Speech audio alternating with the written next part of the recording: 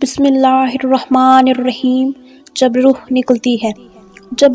نکلتی ہے تو انسان کا منہ کھل جاتا ہے، ہونٹ کسی بھی قیمت پر آپس میں چپکے ہو ہی نہیں رہ سکتے۔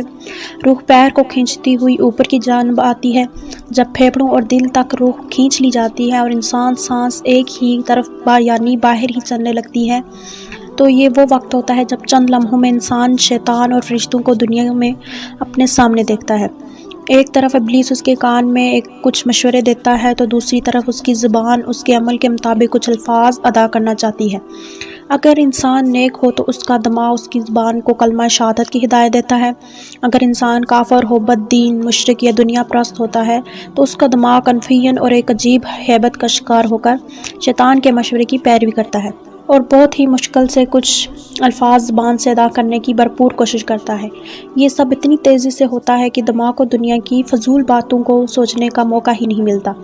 انسان کی روح نکلتے ہوئے ایک زبردست تکلیف ذہن محسوس کرتا ہے، لیکن تڑپ نہیں پاتا، کیونکہ دماغ کو چھوڑ کر باقی جسم کی روح اس کے حلق میں گٹھی ہو جاتی ہے اور جسم ایک گوشت کے بے جان لوتھڑے کی طرح پڑا ہوا ہوتا ہے جس میں کوئی حرکت کی گنجائش نہیں رہتی۔ آخر میں دماغ کی روح بھی کھینچ لی جاتی ہے۔ آنکھیں روح کو لے جاتے ہوئے دیکھتی ہیں، اس لیے کہ آنکھوں کی پتلیاں اوپر چڑھ جاتی ہیں یا جس سمت فرشتہ روح قبض کر کے جاتا ہے اس سمت کی طرف ہوتی ہیں۔